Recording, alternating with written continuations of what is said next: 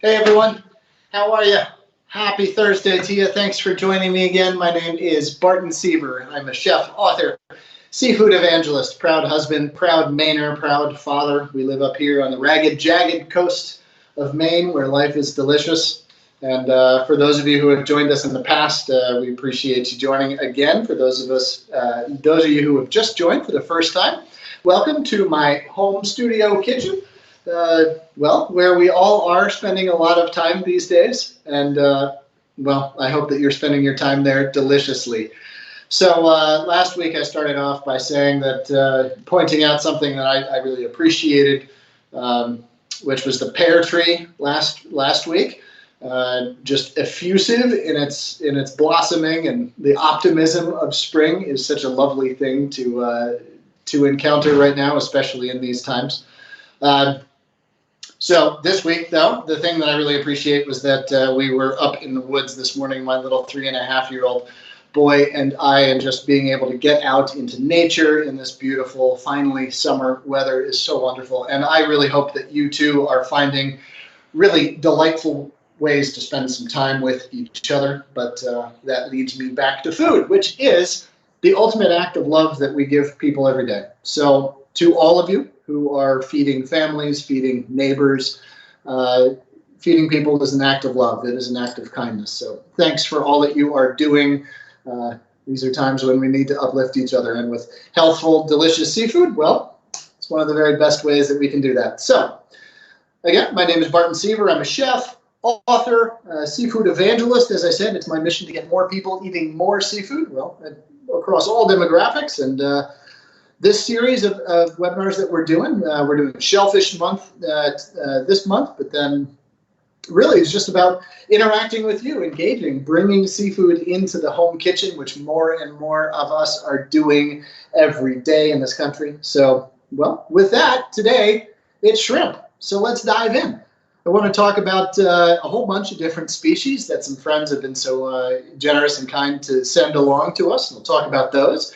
We're going to show you a couple of different dishes, and I've provided a number of recipes for you and some information on species as well. So please check that out. It's a little downloadable PDF document right at the scroll bar at the bottom of your viewer there. And also, we're going to be taking a whole bunch of questions from you. So please do write in with your favorite species of shrimp, maybe a great recipe that you really love to do, passed down through generations, or any questions you have. Don't limit it to shrimp alone. Any question for a chef is game. And with that, I'm actually going to switch over to my question screen there. So let's dive in. The first thing I want to talk about is how we buy shrimp. Well, shrimp, until last year, which was America's favorite seafood, it's now America's second favorite seafood, just behind salmon. Well, shrimp come in so many different forms and, are available to us in so many different ways. First and foremost, there's fresh shrimp, which is such a small part of the market. And the reason for that is that shrimp are a highly perishable product, more so than a lot of other fish. Part of that is because of their small size and large surface area, so there's just a lot of surface area for bacteria to grow on. But also just because of the nature of shellfish, things like shrimp and lobster are more perishable. So, though fresh shrimp is available to us, and wow, is it good when it is fresh, frozen shrimp is really a huge part of the market. And, shrimp freeze really, really well, and they keep in the freezer really, really well. So it's a really great way to have really a convenience protein on hand at all times. Shrimp are both caught in the wild, but the majority of the shrimp that we eat are farmed. Now, there is really quite a lot of contention around the farming of shrimp, less so now than there has been in years past. And that's because, quite honestly, it hasn't always been done well. And to this day, there are still some very, very ugly practices within shrimp farming and within wild capture fisheries for shrimp as well. However, there's also a lot of really good exemplary producers out there who are doing things that you are producing shrimp in ways that, you should be really proud to have that product on your table. For a list of resources, we also provided that in terms of sustainability. We've got Best Aquaculture Practices and Aquaculture Stewardship Council. Look for those two logos on packaged products. Marine Stewardship Council, which is certifies the sustainability of wild capture fisheries, as well as a link to the Monterey Bay Aquarium Seafood Watch Program, which is a really, really great way for us to just understand the impacts that our choices have and to be able to make good decisions at the point of sale. So all of those references are in another document there for you to download. So please take a look at all of those and just make them part of your purchasing habits. So we've talked about frozen, we've talked about fresh, we've talked a little bit about wild and farmed. So let's dive into a couple of species. So my camera woman this afternoon is my lovely, lovely ladyfish, my wife, who is joining us, and I'll ask her to bring the camera over here to the cutting board, where I'll showcase the first that I want to show. Well, let's start with these spot prawns, and this is a product out of the Pacific Northwest. These came to us from my friends at the Alaska Seafood Marketing Institute. Thank you for sending these delicious things along. Side striped shrimp, spot prawns, coon striped shrimp. There's a number of different names for them, but they're a beautiful small shrimp with a hard shell, multiple layers to them. And they're beautiful in their flavor. They have a wonderful sort of soft, sweet, savory flavor to them. They pair, well, like all shrimp do, with just about everything. But they really take to wine beautifully well in that, the sweetness of it and the fattiness of them and the richness of them really marries well. And they don't have a big iodine flavor to them like some of the other wild shrimp do. And that just makes them, well, really friendly for pairing with wine. So these are caught throughout the Pacific Northwest, well, all the way down through California as well. The vast majority of them are coming in out of Alaska. Very sustainable fisheries. They're often caught in pots or traps, the same way that lobsters and crabs are typically caught as well. And hey, these are a great product. They come to you almost always frozen. If not, some in very luxury markets, you can find them live sometimes, and that's just a crazy delicacy at a crazy price also. So that's a really nice Pacific shrimp, wild shrimp. The next one I want to stick with is another wild shrimp, and this is a Mexican blue shrimp. And the species that I've picked today to showcase, are literally just the products that I could get in hand in order to show you, less so than necessarily a curated collection. So this is a Mexican blue shrimp, and this is what a whole shrimp looks like. Now, this is not so much of a shrimpy shrimp, meaning this is a pretty big one. And this comes with its head on. You can see the eyes. The shell is a lot longer. It's a different construction of shell than the side stripe, where you have this overlapping piece here, whereas these go all the way down.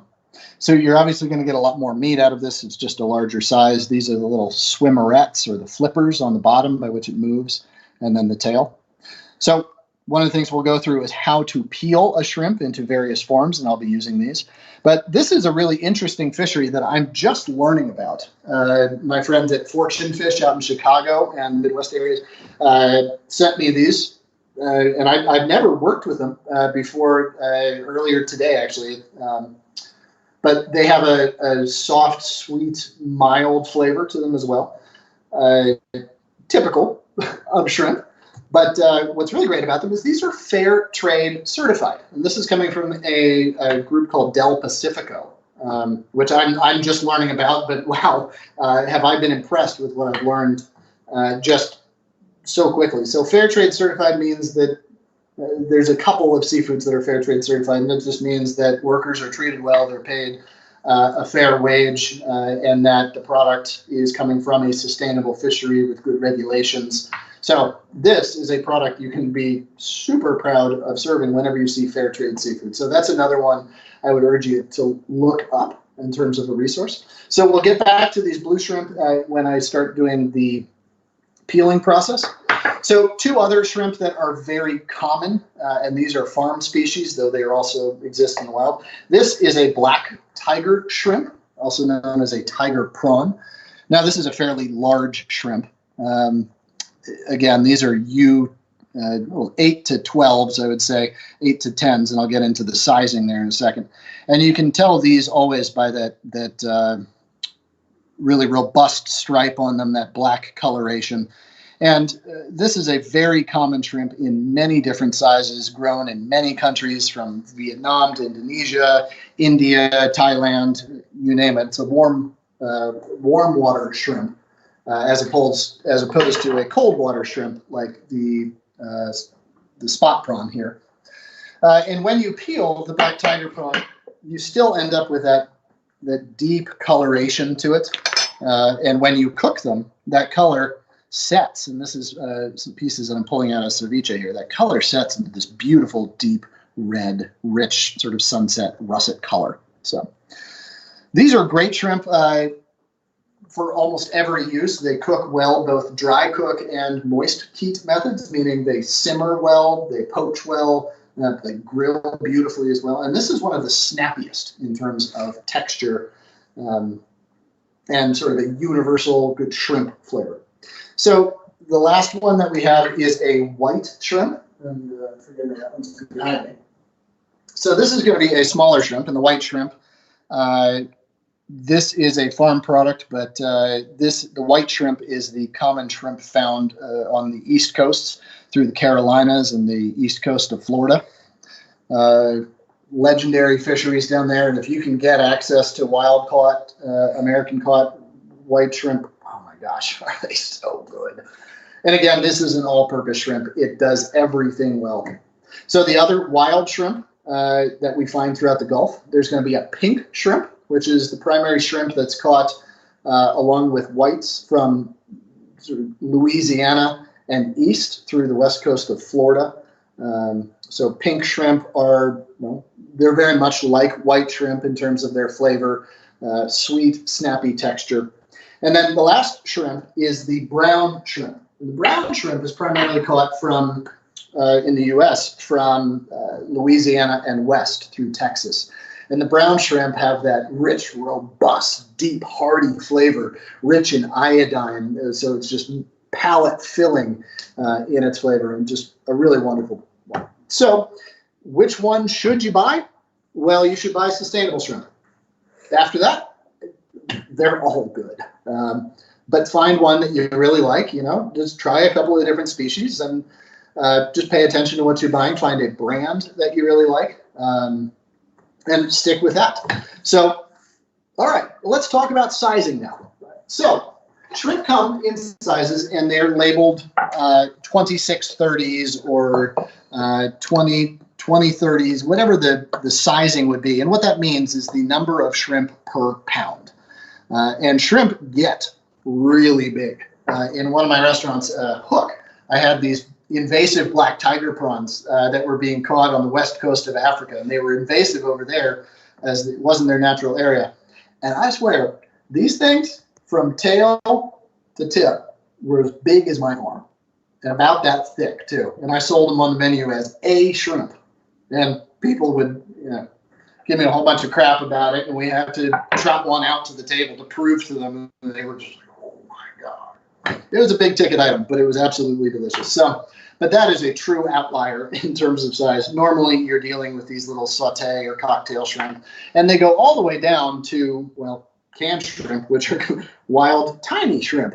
So it's a pretty good indicator. And some of these get 160 to 200 per pound. And I'll be showing you one of my life's favorite dishes a little bit later about how to use canned shrimp. So in terms of size, shrimp are going to have the same texture vis-a-vis the species, not so much dependent upon the size. So a small white shrimp is going to end up tasting and textured like a large white shrimp if you cook them gently. So if you have a large shrimp, just like a large lobster, and you have to cook it longer, right? So if you apply really violent heat to it for a long period of time, guess what happens? Yeah, the shrimp is like, it seizes up and it gets really tough. So if you're dealing with larger shrimp, cooking them at lower temperatures for that longer period of time keeps that texture the same. So it's really all about what you're going to be doing with them. From a simple saute or a pasta to a shrimp cocktail where you want something big and really impressive. It all depends. So varieties we've talked about. We've talked about frozen, wild. We've talked about sustainability. So I'm going to take a question, and then I think we'll dive into some cooking here. All right. So from Maryland. Hey, Maryland, thanks for joining us. It seems that there's nothing safe to eat. I hear that shrimp, I live in Florida, are not the best. What do I need to know when I buy shrimp? Is flash frozen okay? Please let me know. Hey, Maryland. Well, thanks for your good questions. Shrimp are safe if they're coming from waters that are themselves safe for us to engage with. They're not like oysters or clams that are going to really reflect their environment more so. So I've not heard that shrimp are unsafe to eat, so long as they're coming from a quality producer. And really, if you're buying from a reputable retailer, they're doing all of that back-end work to ensure the safety and wholesomeness of the product. So I really do trust the work that large-scale food retailers are doing. I mean, they're really leading the charge in terms of sustainability, but they're also real keen to put great quality product on your table. So, and is flash frozen okay? Yes, absolutely. In fact, that's the vast majority of what you're going to find available. And yeah, shrimp freeze really, really well. And they should be thawed before cooking because of the small size of them. If you don't thaw them, the outside's going to get really tough before the inside even thaws out. So, cool. Thanks, Marilyn. Appreciate you. All right, so the first cooking technique that I want to dive into is going to be poaching. So, Carrie Ann, if you will please join me over here. What I've got is a court bouillon. Now, court bouillon is a French term for poaching liquid. And when you're poaching seafood or anything, what you're doing is you're infusing that product with the flavors of whatever's in that broth and cooking it very slowly and gently. That's the whole point. This is not a shrimp boil, but rather poaching. And this is the classic way that, well, you prep something for a shrimp cocktail. And what I've got over here are some large white shrimp. And these are 8 to 10 count per pound, so really nice and large. Think about that sitting off the edge of a martini glass here. And then what I've got in here is a court bouillon that I've already poached some shrimp in, and that's what you're seeing, this white stuff. That's the protein that comes out of it. Same thing if you're poaching an egg or something like that. It's just a little bit of protein in there. So I've got in here, well, basically all the trim in my fridge. I've got a lemon, I've got some parsley stems, some fennel tops, a whole lot of bay leaves. And I buy bay leaves by the pound, which is a lot of bay leaves, by the way. And so I use them freely. I also got a lot of fennel seeds in there. But the key is that you have the balance of flavors, something savory, deep and rich, like bay leaf or thyme, something with a little bit of floralness to it. The fennel plays that role here. And then you want acid in lemon, wine, whatever it is. So while you can certainly develop your court bouillon recipe, and I've shared one with you in that downloadable PDF there, really, I think it's just throw whatever you've got in there together. If you're doing a dish with Asian flavors in it or want to introduce something like that, sure, throw some ginger and lemongrass, some basil in there. Absolutely. You're not going to screw up your dish by putting something in the court bouillon. So the way that I poach is I bring the court bouillon up to about 170, 180 degrees or so, depending on the amount of shrimp. And then I throw them in there, and the water is seasoned as well. And I'll throw them in there, just mix them in to make sure that they're not clumping together. And then I turn it off. And I just let it sit. Because it's the time in the liquid, meaning the time, time in the liquid, that's going to give it the flavor. Now, which flavor you want, it's up to you. Now, I don't go overboard with the court bouillon because, well, I want shrimp to taste like shrimp, right? I mean, that's the whole point. So I like that time in there to really let it absorb. So I'm just going to let those sit and then get over to another dish. This will be a cold dish over on the cutting board. And this is a ceviche. So the ceviche, I started off with those tiger prawns, or tiger shrimp, poached them just as I showed you there in the court bouillon. And then I have sliced them. I cooled them in that liquid and then sliced them into, well, recognizable pieces. And if you're going to eat shrimp, I'd say, hey, let them look like shrimp, right? I mean, yeah, let them look like shrimp. So I've marinated them in lime juice and jalapenos, and the shrimp is already fully cooked. And this is different than traditional ceviches, where it's the acid that sets that protein and binds it, brings it all together, and changes that texture. With shrimp, I just do not like raw shrimp. There are some safety issues around it, but I also, just from a personal standpoint, I don't like the texture. I find it a little bit off-putting. I know that some people do, and there's some great cuisines that celebrate that texture. Just not for me. That's okay. So I've cooked the shrimp first here, marinated there, and then what I do, like ceviche, it's like your court bouillon. What do you got in your fridge that's really tasty and goes together well, right? I mean, that's what matters. Sure, you can follow a recipe, and what you want, though, is, well, acid. Lime juice is the key, though you can use vinegar. You want something crunchy, you want something aromatic, and you want something with deep flavor, like a chili pepper in there. Whether that's a dry chili that you throw in there in the lime juice to help sort of smooth out and broaden that flavor, or whether it's fresh chili. But I always put the chili in with the lime juice, in with the fish first, because if you just leave it on top, well, the flavor is just a garnish and it doesn't really blend in. And then after marinating this for several hours, I just got some celery. I've got some shallot. The recipe I shared with you calls for some red onion. But, well, I looked into my my wife was laughing at me because I looked into my drawer, and well, the red onion had about a 9-inch sprout on it, so it actually went out to the garden. Another ingredient that I like to put in here that's a little bit non-traditional is mace. Mace is a great seafood spice, and just a little bit of it. I use enough mace that I actually buy it by the quart. But it adds that savoriness to a dish, that really broad flavor, a hint of nutmeg to which it is related. I'll put in some radishes as well. Now with the shallots and the red onion, one thing I do with those is I wash them first in cold water. It just takes away some of that, well, the spiciness of them, but it still gives you all that flavor. And then just some radish slices here. What else do I have?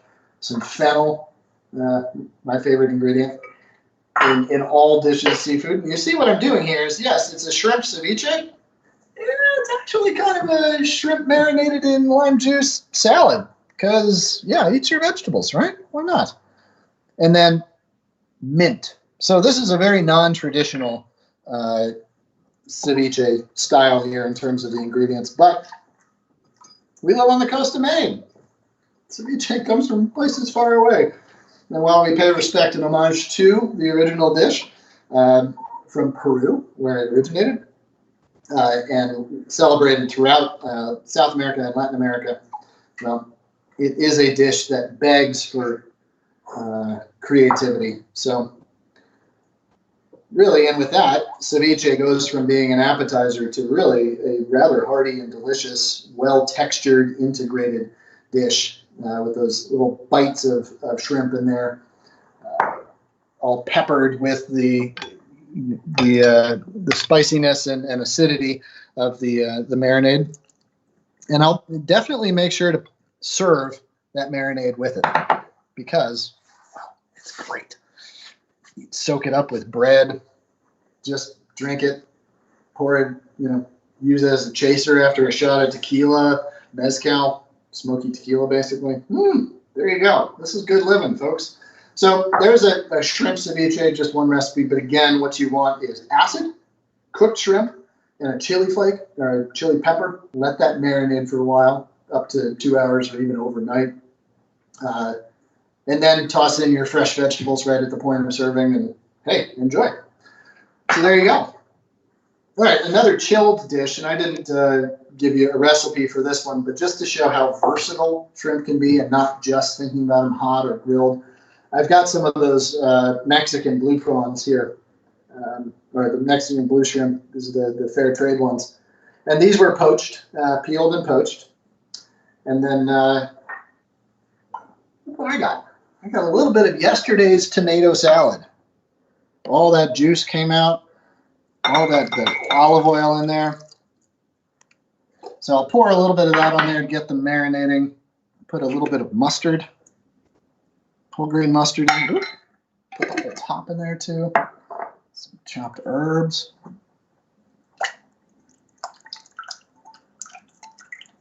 So similar style to like a ceviche, but wow, look at that. Can you imagine how good that's going to taste? I mean, already, but give it a few hours or overnight.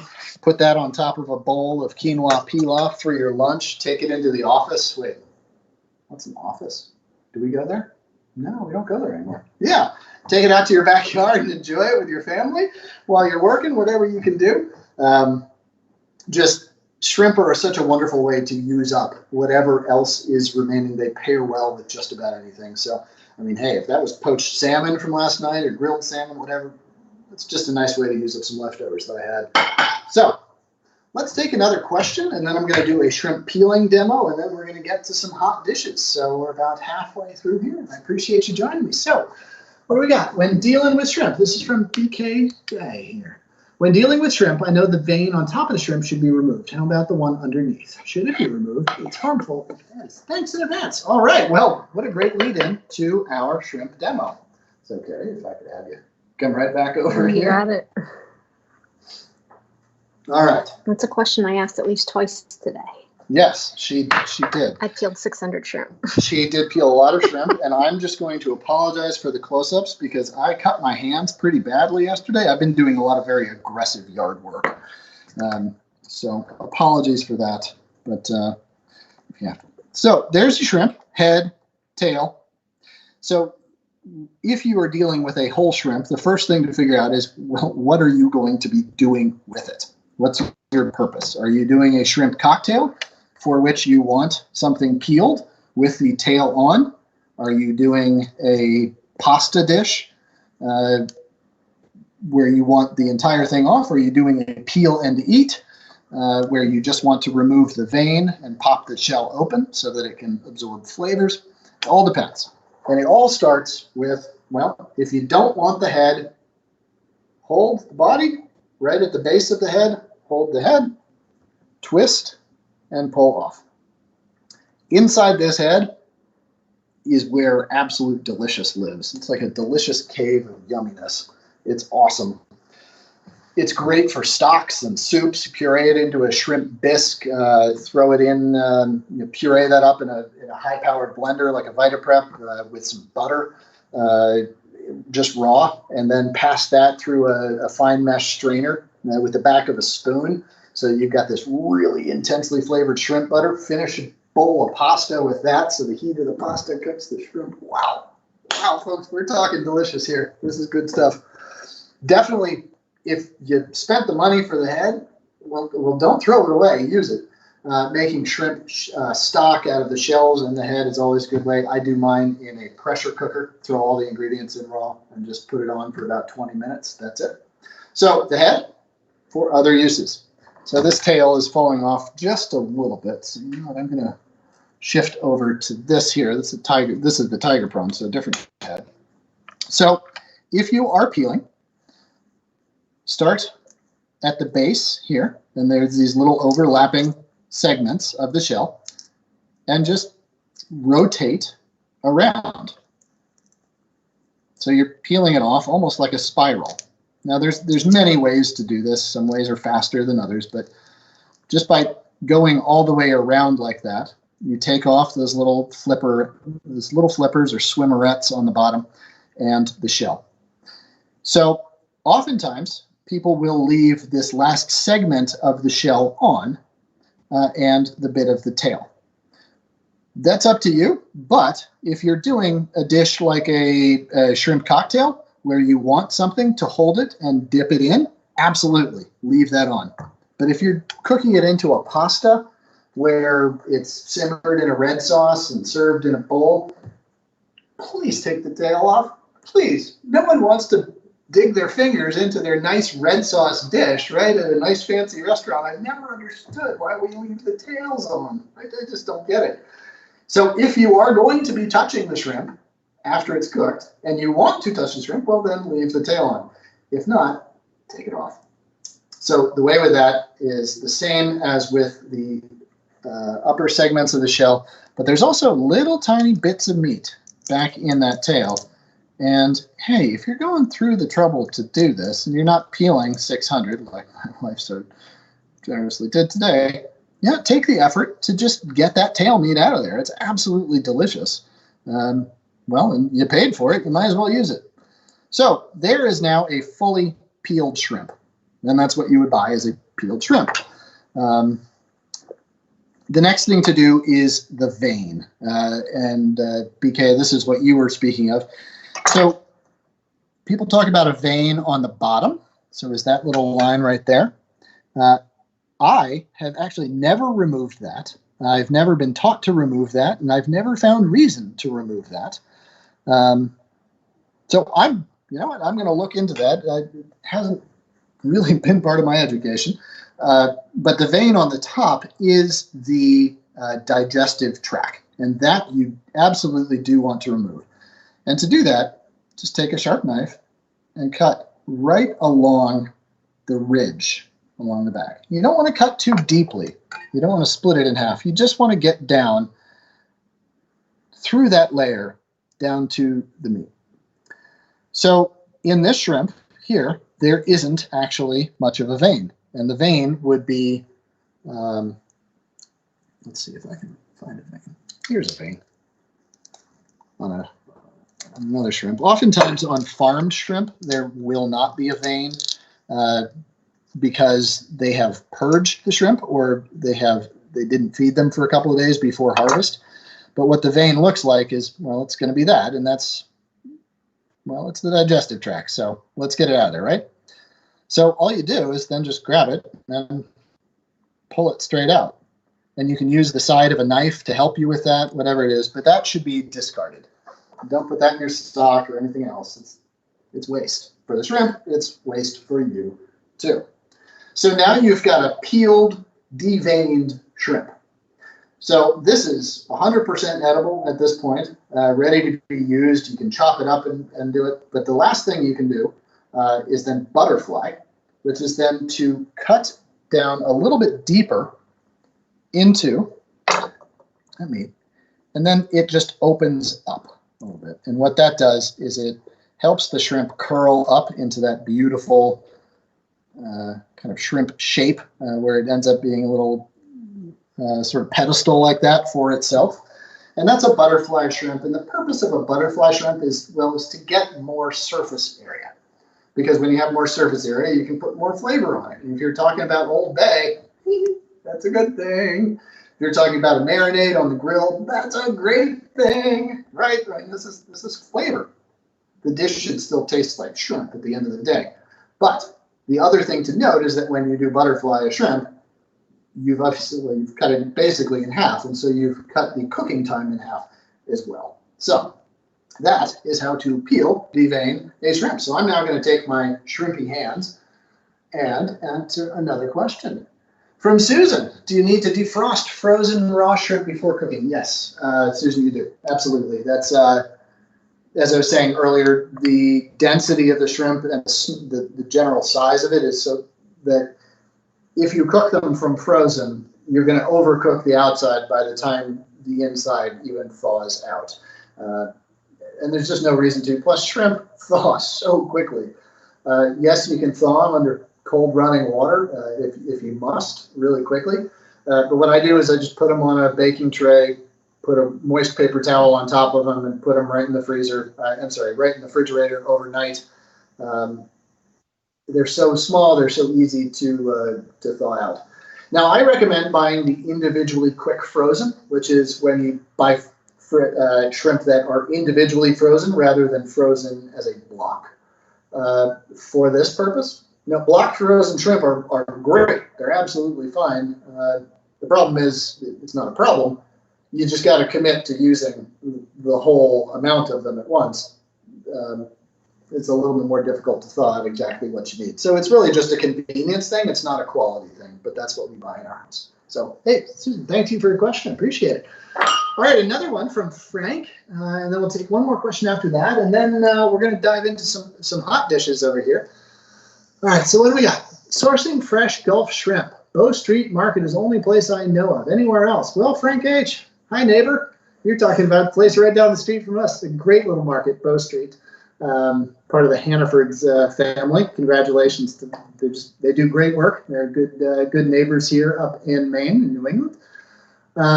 Anywhere else? Well, I know Harbor Fish down in Portland, which is I talk about in every webinar because, well, it's a wonderland. It's a wonderland. Yeah, it's the best fish market, as good of a fish market as I have ever had access to.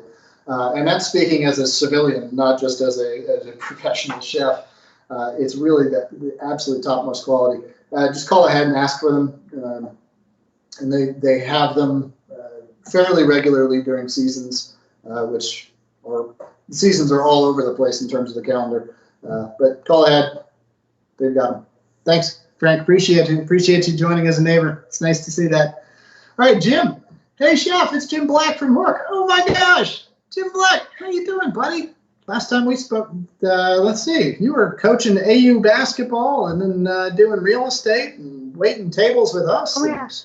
Yeah, yeah. Hey, Hi. friend. Nice to hear from you. This is wonderful. Where do you guys get your shrimp? Well, as I was just saying, Jim, if you're still in the DC area, you head down to the 12th and Main market, which I know is not open right now, unfortunately, but C2 Table is an online retailer. Jim, if you'll remember, we used them for a huge amount of our fish that we served in the restaurant there. They do a great job when product is in season. Dock to Dish is another one. But what I really recommend you go do for anyone around the country, look at localcatch.org. That's a listing of many, if not all, of the direct boat-to-consumer sales places from around the country, ranging from Alaska to the Gulf to up here in Maine. So, yeah, check that out. Hey, Jim, it's really great to hear from you, buddy. I hope that all is really great in your world. So, all right, Carrie, would you join me over at the stove to talk shrimp al ajillo, Spain's most famous shrimp dish? Now, I've got to ask a marital question here. So, Are you gonna ask me? I guess I am going to ask you, wife. That's good. Can I cook with garlic? Yeah, we can deal with it. Yeah. So my wife is so delightfully and wonderfully very pregnant right now. And garlic has not been a fan. Garlic has not been a friend. Used to be. Used to be. Especially because we live on a garlic farm. Yeah. 900 It'll heads come back. 900 heads of garlic. 7 more weeks. 7 more weeks. So isn't life wonderful? Even if it's not flavored with garlic. So, all right. Shrimp al ajillo, which basically means garlic shrimp. So this is a classic tapa dish from Spain. And basically what it is shrimp in a lot of olive oil flavored with a lot of garlic, topped off with some wine, lemon juice, and brandy, and a whole bunch of salt and herbs. Sounds dang good, right? Guess what? It is. Yeah. So I used to run a restaurant called Jaleo for a chef named Jose Andres, who is widely credited with bringing the tapas culture to America. Also, just elevating the role of a chef in the world. Thank you, Jose, for all that you do. But this was the #1 selling dish at that restaurant. Oh my Lord, did we make a lot of it. There were days when I swear we would sell 900 dishes. So you start off with a lot of olive oil. See that? You can add some more, just because. All right, a lot of olive oil. I've got some white shrimp here, and I've got some, these are pretty small. And I should, I'm going to do something really quickly here, and that is to dry them off. This is not good professional technique here, but hey, it works. And I'm just going to admit, when you cut yourself and make mistakes, that's what I learn, right? So I like to season the sauce on this more so than the shrimp themselves. So I leave those unseasoned, although it goes both ways, and it's just fine. Lots of garlic. The recipe I shared with you calls for 8 cloves of garlic, or 8. Yes, that much. There's a good reason for it. So, hope you like garlic, honey. I'm thinking I need my mask. All right. So you put your garlic in there, and your oil is hot enough to sizzle the garlic, but not really to burn it. You want it to just begin to get golden brown. And then you add your shrimp in. So you see that garlic is just beginning to turn golden brown.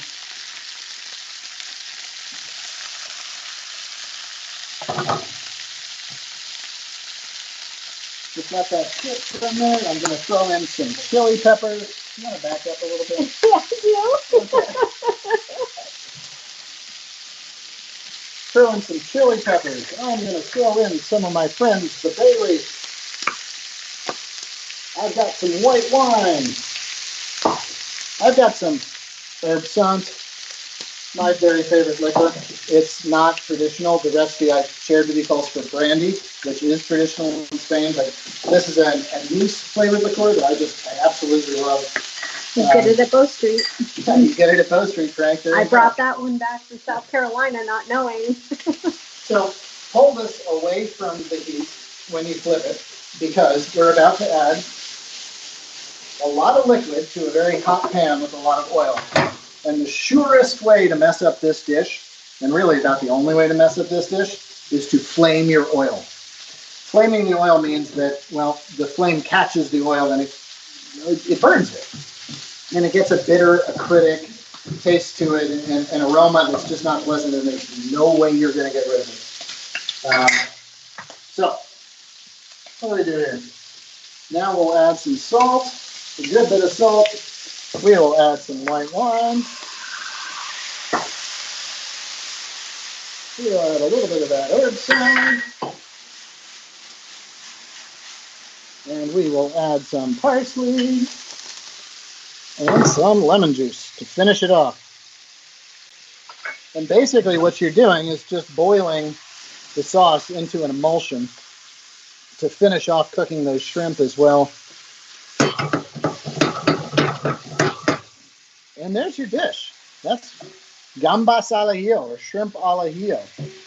And what you end up with is, when it's perfectly done, the juices from those shrimp, the white wine, the brandy or the herb sant, the lemon juice, and all of that olive oil that I added in there, which is super well flavored with garlic, well, that all ends up simmering down into this wonderful emulsified sauce.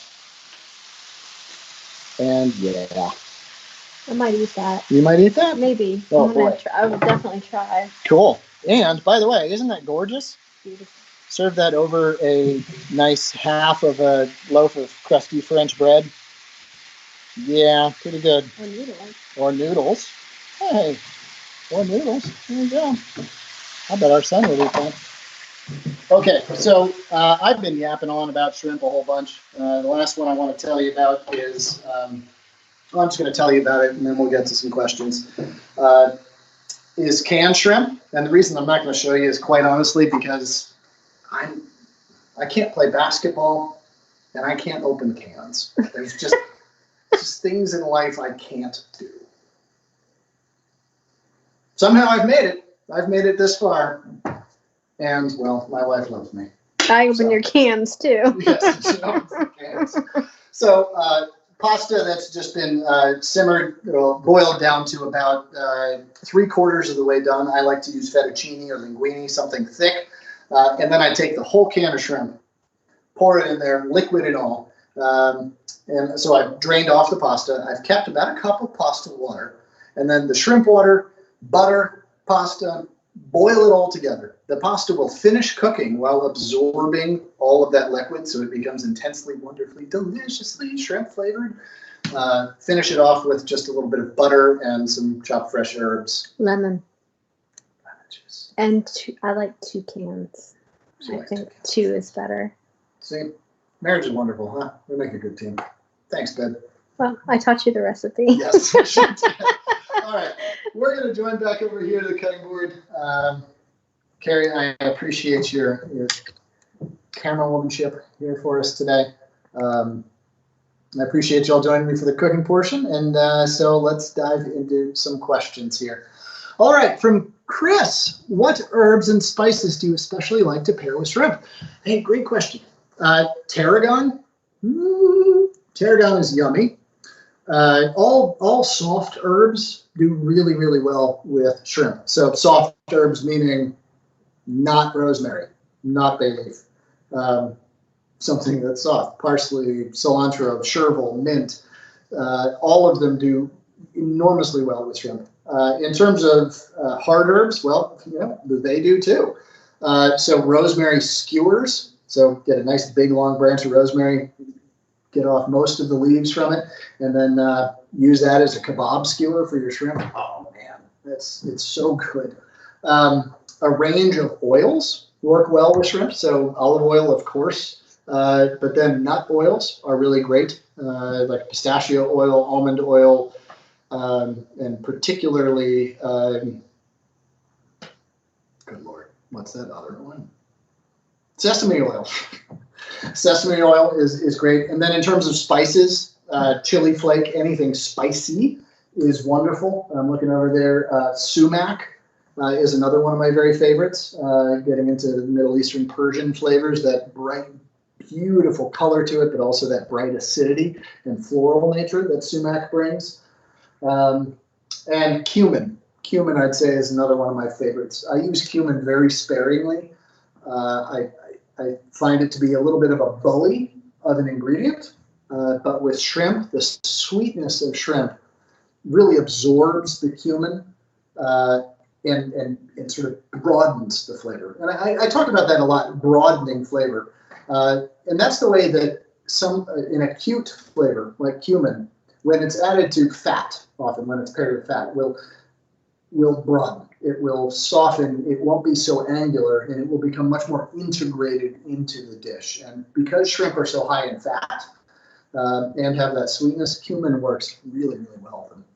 Just a slight mix and I like to, if I'm using it as a dry seasoning with cumin, I will mix it into a little bit of salt so that I get an even coating of it, rather than trying to use just the tiny little 1/4 teaspoon that I'm trying to do to get it evenly across this big batch. Like, no, just don't even try. Put it in the salt and then season the salt. Give yourself some volume to work with. Hey, thanks so much for your, Chris, excuse me. Thanks so much for your question. All right, Josephine. Making shrimp stock with the shrimp heads and peeled shells. Do you put any aromatics in with it? Yes, absolutely I do. I think onion is absolutely key to shrimp stock, as well as fennel. And if you don't have fresh fennel or fennel stalks, definitely use fennel seeds and bay leaf. So I think those 3 things, so fennel, bay leaf, and onion, are really key. I also think that shrimp stock desperately needs acidity in it. Otherwise, the flavor, it just gets kind of obtuse, if that makes any sense. It lacks focus, and just a little bit of acidity brings all of that right, just makes the equation sing. It just makes it work. So finishing it with a little bit of lemon juice, or dropping a whole lemon half, once you've scrubbed to get the bitterness off and the wax off the peel, throw that into the stock, or just finish it with a few drops. Not to season the stock, but just to bring it to balance. And the other way to do that is with tomato. I don't like to use tomato paste so much as I like to use raw tomatoes for this purpose. Just raw tomatoes have that brightness, that acidity. So, Josephine, hey, thanks so much for your question. Appreciate you. Thanks for joining. My wife is telling me that I'm hitting the table a lot, shaking the camera. Sorry. Another one from Susan. When cooking shellfish, do you always defrost before cooking? Yep, we've already answered that one. Sure do. Very important. From Emmanuel. Hi, I would like to develop my food plating skills. There are a lot of tutorials on the internet, but I'm looking for a good professional reference book in this field. Do you have some thoughts on that? Huh. No, I don't actually. Not off the top of my head. But there is a website, I think it's called The Art of Plating, that I believe is really good on this, and also starchefs.com. Starchefs.com has a lot about plating and a lot of good video tutorials there. So I know you had already mentioned that you'd found some of those, but I would suggest those places. But I also believe that Steelite and Front of House, which are two brands of plateware for the professional kitchens. I believe that both of them also do some tutorial stuff on that. So I'm sorry to say I don't have a book on the concept, but I hope that helps, Emmanuel. Thanks, buddy. I appreciate you joining us. Okay, from John. Do you enjoy preparing whole head-on shrimp? If so, how? Yes, I do. If so, well, here's one reason why. It's less work. Although my wife does the shrimp peeling around here, so it's not much work for me. I appreciate you, honey. Thank you. Yes, I absolutely love cooking the shrimp head on, particularly in methods where so the danger of the shrimp head in a dish, let me back up here a little bit, is that the head is full of, well, organs and delicious flavor and moisture. So if you're doing a saute dish like we were just doing with the arahil, the garlic shrimp there, the danger is that, well, all that moisture is going to stop the saute process. Plus, it's going to splatter all over the place as the moisture and the hot oil just interact, and you have that danger of potentially flaming your oil. That's fine. The cat is prowling. I actually wanted to add something. Oh, what do you want to add? I just wanted to add to make sure that you like the taste of shrimp shells, because I love all different kinds of shrimp, but shrimp stock is absolutely repulsive to me for whatever reason. And then there's a different taste in the shell that just ruins it for me. So not to expect it to taste also just like the shrimp. That's true. Yes, it is very much of a different flavor. Thank you, Carrie. It's a great addition. What's in the head, though, is very flavorful. So if you can cook it in ways that it doesn't endanger the dish, like I was just talking about, so grilling, broiling are really great ways to do that. Dry roasting, saute, or just sauteing with just a very little bit of oil, where you're really more kind of pan roasting it, is wonderful.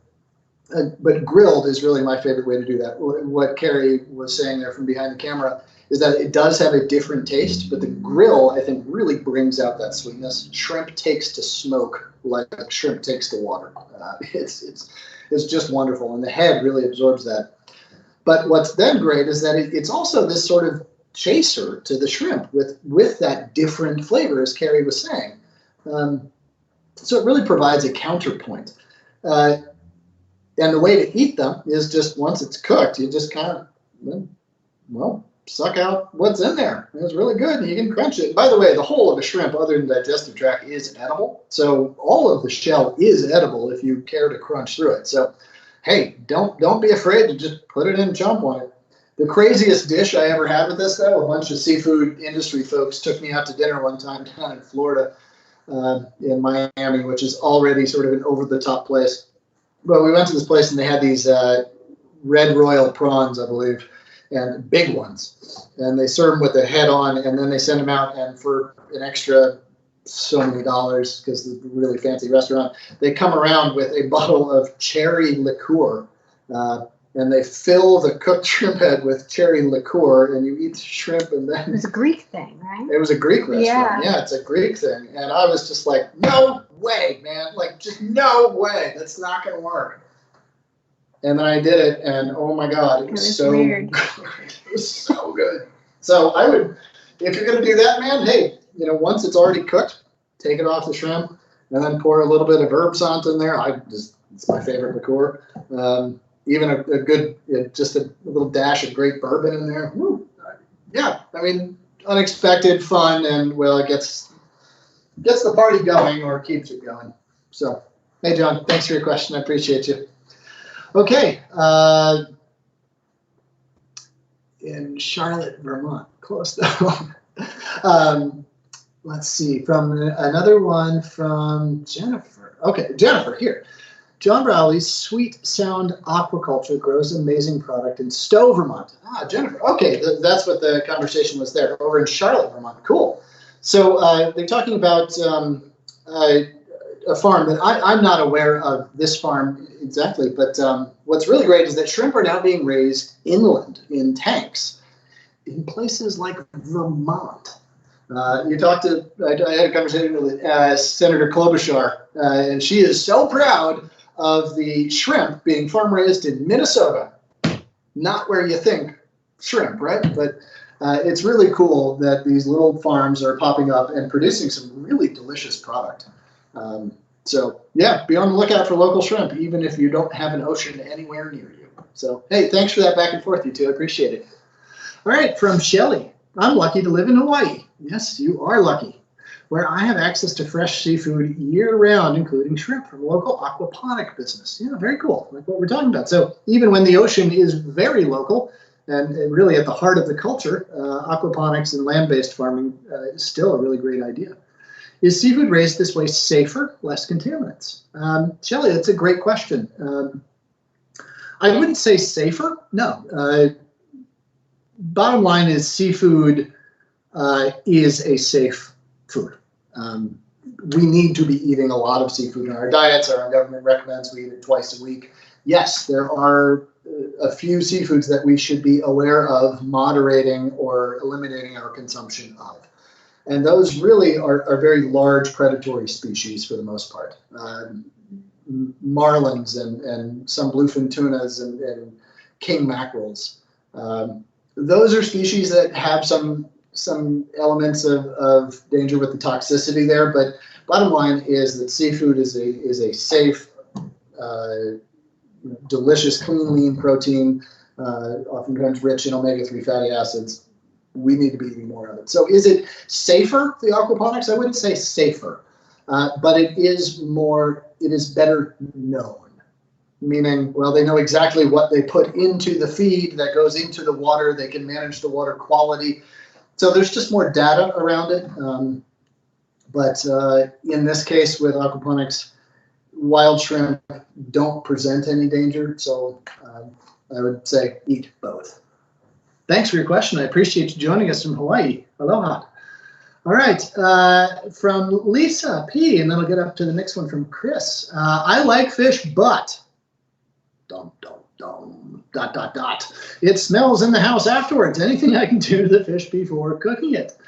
Well, here's the thing. So good quality fish, I mean, great seafood cooking involves buying great quality seafood. That's it. It's just bottom line. That's all there is to it. Great quality seafood doesn't really smell. When you do something like that gamba salajillo, the garlic shrimp that I just did, does it smell up the house? Absolutely, it smells up the house. Why? Well, because it's splattering everywhere. You've got high heat. You've got oils that now carry the scents of the fish that are being passed up into the air. Yes, absolutely. That's going to make the house smell like anything. Even if you don't put anything else in there, it's going to make the house smell like oil. So if you want to avoid your house smelling, what I would say is look to methods of cookery that avoid that, well, perfuming the air, or sending things up. So look at roasting. Look at slow roasting in an oven where you're not evaporating so much of those volatile chemicals, those organic chemicals that are what we smell. So simply by buying great quality seafood, but then looking at different cooking methods that don't aerate is the best way to avoid, and a near surefire way to avoid any smells as well. Thanks so much. Appreciate your question. All right, from Chris, your presentations are the best. Oh, thanks, buddy. I really appreciate you saying that. That's kind words. I appreciate that. Count me among those curious about your much-used toaster oven. Yes, I haven't talked about it yet today. It's an oddity, isn't it? Breville offers a wide variety. What are the interior dimensions of yours? What size platter can it accommodate? I don't know about that, Chris. You know, we could talk offline. Maybe my colleague at Rouxbe, Patrick, who is listening, could help facilitate that as I'm speaking out loud here. But toaster oven facilitates this, about a 12-inch, 13-inch pan at going in at an angle. Yeah, so this is the plate that came in the oven. So 12 by 12 is about the size of it. And any of you who have been like Chris on some of these other presentations know how much I love my toaster oven. Yeah, professional chef with a really, really nice stove. And I cook a lot of my seafood in the toaster oven, more of it in there than I do over here. It's the Breville Mini Smart Oven with Element IQ. It is not the top of the line. It is not the biggest one. It is perhaps the smallest one. And it does all the things that we need. Wow. It has 8 cooking functions. And I'm not sure what it can hold inside, but I will keep reading. Here we go. It has 4 slice capacity, and it can handle an 11-inch pizza. Okay. Well, there you go. Breville, if you're watching, you're welcome. nice plug. We've had it several years, and we really like it. Yeah. Hey, good equipment is good equipment. You know, a great craftsperson, a great chef never blames their tools, but a great chef also knows how to pick great tools. And, well, that's one of them. So, hey, thanks. Appreciate it, Chris. Hey, that's our landline that gets called literally 3 times a year, and one of them just now. It's odd. Okay, John B. By the way, I'm a shrimp farmer in Vermont. Hey, thanks, John. I come by anytime. John, former oyster farmer in Duxbury. All right, so going from one great career to the next. Hey, thanks so much for joining, John. I appreciate it. You know what? I think my email is shared here. Or you know what? Or reach out to me on Instagram at Barton Seaver right there, and I'd love to connect. I'd love to learn more about the farm you got up there in Charlotte. Thanks for joining. Cheers, John. All right, from BK again. Here's a crazy question for you. Oh, I like it. Okay, here we go. I am allergic to all shellfish, but it is my absolute favorite food on the planet. I like you. I have a twin jet at the ready at all. Okay. Oh, yes. Is there a way to cook shellfish whereby the allergens may not be as strong or eradicated? I don't know. I don't know the answer to that, but I have a strange almost allergy where if the proteins are, what is the deal? The softer the shell, the more I have a reaction. The harder the shell, the less I do. That's what we've noticed. We don't have a professional opinion on that. And I also have an EpiPen at the ready. I don't know if that helps anybody else. Yeah. Certainly not medical advice. Yeah, I want to shy very far away from giving medical advice. I am not authority to do so. I'm sorry, I don't have a better answer for you. But as Carrie was saying from behind the camera, in our experience with shrimp and lobster and crab, it's the shell more so that gives her issue. So that's all we can do is share our experience with you. But again, I cannot make any recommendations. But I appreciate your bravery. All in on the shellfish. I'm with you. Okay, from Star. Star, you joined us a couple of times, I believe. So nice to see your name pop up again. Thanks. Need to see that evasive arm length prawn again. All right. Well, here's the demo of it. There. I think I might be able to find Google invasive West African tiger prawn. Let's see what comes up there. See if anything comes up. I'd be Maybe curious. even with your name. I think there is a picture of you Yeah, as a very young chef holding one on your arm. yeah. Throw my name in there. See what happens. It's always dangerous to Google one's own name. All right, from Prue. How can you tell the water is at 170? Do you need to use a thermometer, or can you tell from the movement in the water?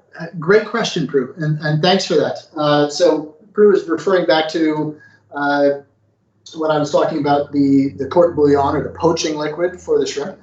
And what I like to do again is poach them at a low temperature, fully submerged. And this is as opposed to boiling them or steaming them at raging hot temperatures. So I like about 170, 180, because I then also turn the heat off and allow the continuation heat of the water to continue to cook. I've been doing this for many decades, not that many. I've been doing this for a couple of decades, all the dang time. Yes, I can just tell by the movement of the water, and just generally, I know my equipment really well, and that is completely unhelpful to you. So yes, use the thermometer. I did in my early part of my career until I gained that sort of learned intuition. But yeah, a thermometer, an instrument thermometer, it's foolproof. So there you go. Hey, thanks, Prue. I appreciate you joining us. Okay, Royal Reds are a very deep water Gulf of Mexico variety. Yes, they are. So we are at a Greek restaurant, but the Royal Red shrimp were first caught off the coast of Florida, I believe, in the late 40s. Before then, they weren't really known about. But they are absolutely delicious. They are a very deep water species. And I'll use this as an opportunity to plug our book. So this is one of my books, American Seafood. My wife designed this book as well. She's an internationally award-winning and recognized graphic designer. Damn camera woman.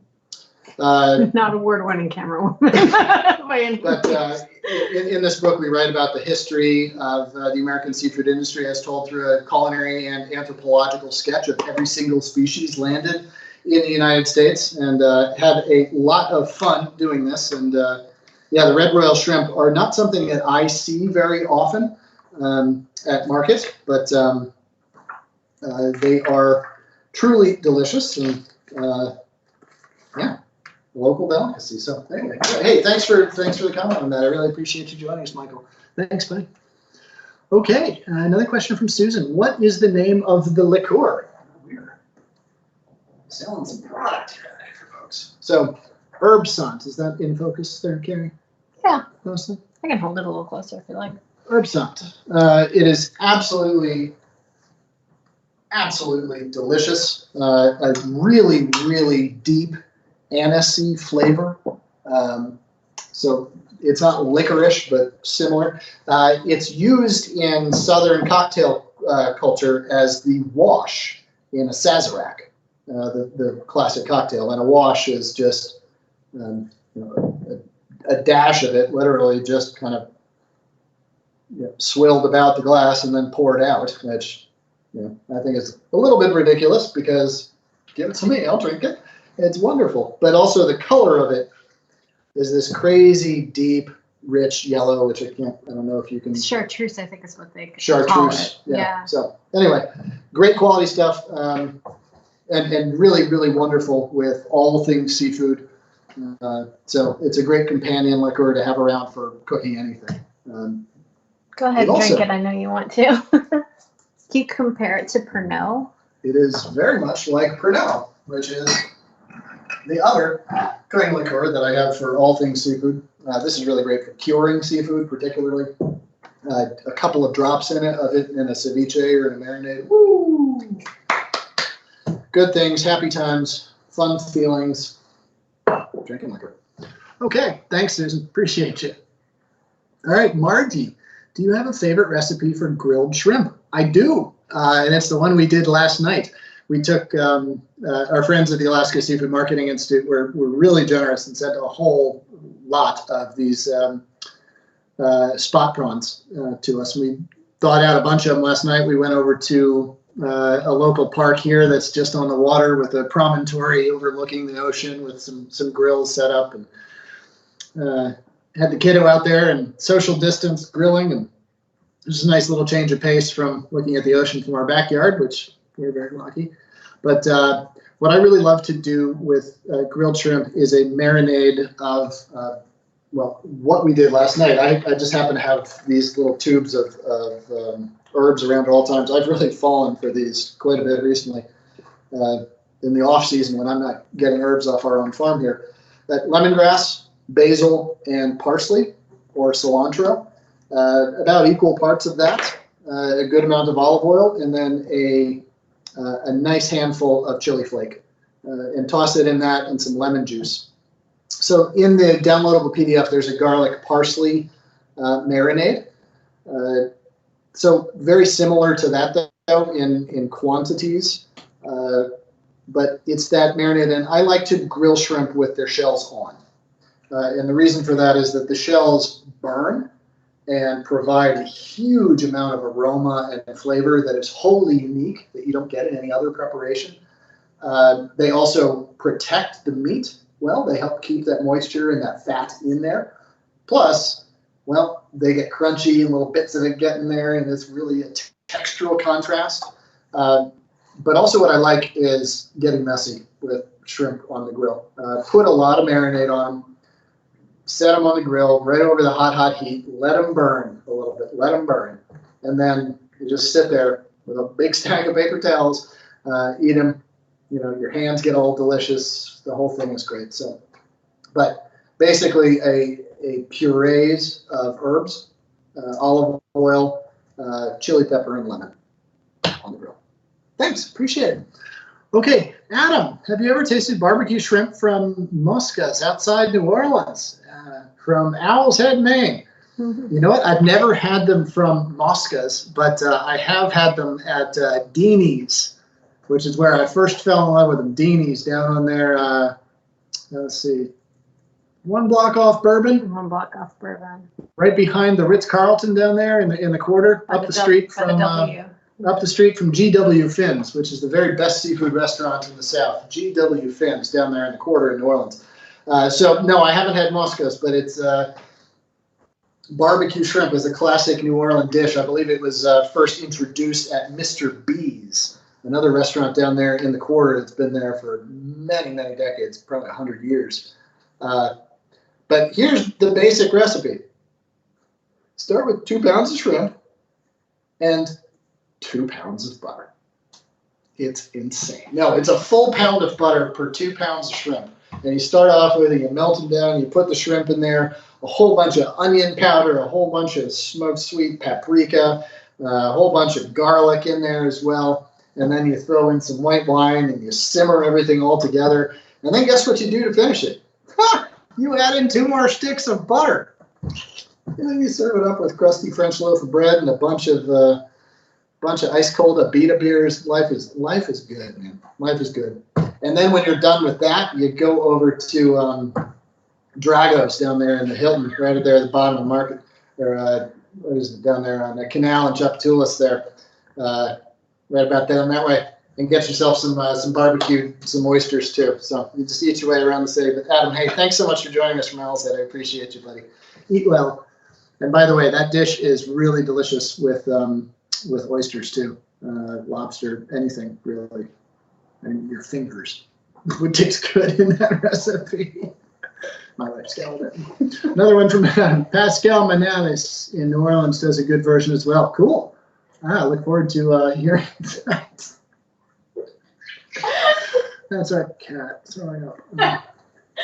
The vagaries of live TV. Here we go. Okay, a couple more questions. Frank, I read of a guy in Freedom, Maine, where else, raising shrimp in large hexagonal cages off the coast of Mexico. I wonder what happens to his venture. You know what? I don't know. I haven't heard about that one. But yeah, the hexagonal cages off the coast, they were doing some work around that with yellowtail as well as cobia, I believe, 2 finfish species. But yeah, hey, I'll look into that. I'm sorry I don't have any information. Thanks, Frank. From Sarah, if you have a shellfish allergies, I would look more into chem-free shrimp. Good point. I used to think you were allergic to shrimp, but I'm actually allergic to tripolyphosphate. Yes, I thought about that, and I didn't mention that. So shrimp is very often treated with a water retention or brine agent, typically some versions like a sodium tripolyphosphate. Part of this is just the process of separating shrimp from other little species that are caught with it in wild capture fisheries, because the shrimp will float to the top, basically, in these heavy brine solutions. But another part of it is that when they are frozen, they're often frozen in a brine solution that adds salt, that adds flavor, but also moisture. So you can look for a chem-free or untreated shrimp, like those the Mexican blue shrimp that we're using. I lost the name. What's happening? No, I don't think I've ever said it to you. Anyway, the Mexican blue shrimp are chem-free, and it is amazing when you taste a chem-free shrimp how different it can be. I am not opposed to the shrimp with the tripoly in them. Too much is too much, but a chem-free shrimp sure is amazing. And yes, those we can have a reaction to those chemicals. So, hey, thanks, Sarah. I appreciate you joining the conversation. All right, last question here from Jim. I remember we called it a giant prawn from off the coast of Senegal. Yes, the A shrimp. Thanks for that, Jim. Jim, who's been chiming in here throughout the conversation, was a server alongside in one of the restaurants that I owned and operated down in DC.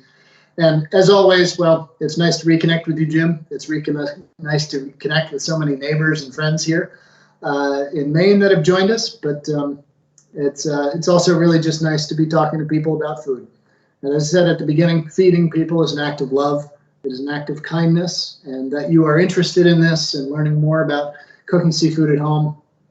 Thank you for what you are doing to show love and kindness to your friends and family and neighbors. Keep on with it. Smile at people. Stay sane, sanitized, safe, and delicious. Thanks for joining me here on the ragged, delicious coast of Maine. Join us every Thursday here at 2 p.m. Eastern, 11 p.m. Pacific. Please check out some of the books that my wife and I have put together, all about seafood. You can check those out at your local independent bookseller, who is now selling online, or at other online retailers, as well as our full seafood course here on Rouxbe called Seafood Literacy. Hey, stay well. Thanks for joining, and I'll see you again next week. Take care.